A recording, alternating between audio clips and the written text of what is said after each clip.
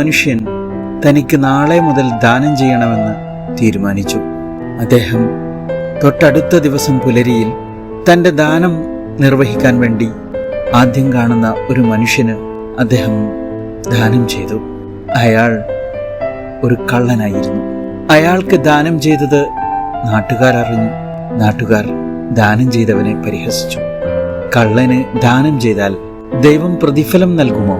ഇല്ല, കള്ളൻ അധർമ്മനാണ്, പാപം ചെയ്യുന്നവനാണ്. ജനങ്ങൾ ചർച്ച ചെയ്തു പരിഹസിച്ചു. രണ്ടാം ദിവസത്തെ പുലരിയിൽ അദ്ദേഹം വീണ്ടും ദാനം ചെയ്യാൻ ഇറങ്ങി. ആദ്യം കണ്ടത് ഒരു സ്ത്രീയെയായിരുന്നു. അവൾ വേശ്യയാണ്. അവൾക്കയാൾ ദാനം ചെയ്തു. അയാൾ തിരിച്ചു പോന്നു. ഇതറിഞ്ഞ ജനങ്ങൾ വീണ്ടും ചർച്ച ചെയ്തു. വേശ്യക്കെന്തിനാണ് ദാനം? വേശ്യക്ക് ദാനം ചെയ്താൽ പ്രതിഫലം കിട്ടുമോ? ദൈവസ്നേഹം ലഭിക്കുമോ? ഇല്ല. സമൂഹം ദാനം ചെയ്ത മനുഷ്യനെ പരിഹസിച്ചു. മൂന്നാം ദിവസം അയാൾ വീണ്ടും ദാനം ചെയ്യാൻ ഇറങ്ങി.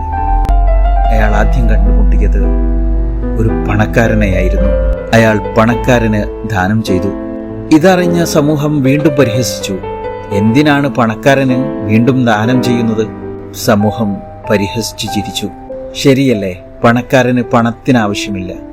പിന്നീട് എന്തിനാണ് അങ്ങനെ ചെയ്യുന്നത്? ദാനം ചെയ്ത ആ മനുഷ്യന് വിഷമം തോന്നി. അദ്ദേഹം പടച്ച തമ്പുരാനോട് പ്രാർത്ഥിച്ചു, പടച്ചവനെ, എൻ്റെ ദാനത്തിന് നീ പ്രതിഫലം നൽകണമേ. ഈ പ്രാർത്ഥന കേട്ടൊരു മനുഷ്യൻ അദ്ദേഹത്തോട് വന്ന് പറഞ്ഞു, ഹേയ്, വിഷമിക്കേണ്ടതില്ല, സമൂഹം പരിഹസിച്ചോട്ടെ, താങ്കളുടെ ദാനത്തിന് പ്രതിഫലമുണ്ടാകും. ആദ്യം താങ്കൾ ദാനം ചെയ്തത് ഒരു കള്ളനായിരുന്നു.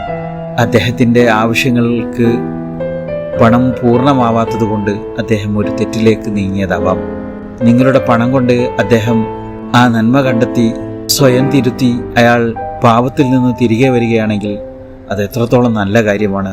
നിങ്ങൾ രണ്ടാമത് നൽകിയത് ഒരു വേശ്യക്കായിരുന്നില്ലേ? അവൾ ആ തെറ്റ് ചെയ്യുന്നത് അവളുടെ ആവശ്യങ്ങൾക്ക് വേണ്ടിയിട്ടുള്ള പണം സ്വീകരിക്കാൻ വേണ്ടിയാണെങ്കിൽ അവളും ആ നന്മ തിരിച്ചറിഞ്ഞ് പാപത്തിൽ നിന്ന് ഒരു ദിവസമെങ്കിലും മാറി നിന്നിട്ടുണ്ടെങ്കിൽ അത് നിങ്ങൾക്ക് ഗുണം ചെയ്യും. മൂന്നാമത് നിങ്ങൾ നൽകിയത് ഒരു പണക്കാരനായിരുന്നില്ലേ? ആ പണക്കാരൻ നിങ്ങളുടെ ദാനം സ്വീകരിച്ചുകൊണ്ട് തൻ്റെ കയ്യിലും പണമുണ്ട്, അത് സമൂഹത്തിന് നൽകേണ്ടതാണ് എന്ന് തീരുമാനിച്ചാൽ അതും എത്രയോ വലിയ ഗുണമല്ലേ? അതുകൊണ്ട് നിങ്ങളുടെ പ്രവർത്തനത്തിന് പ്രതിഫലമുണ്ട്. തീർച്ചയായും ദാനം ചെയ്ത മനുഷ്യന് സന്തോഷമായി.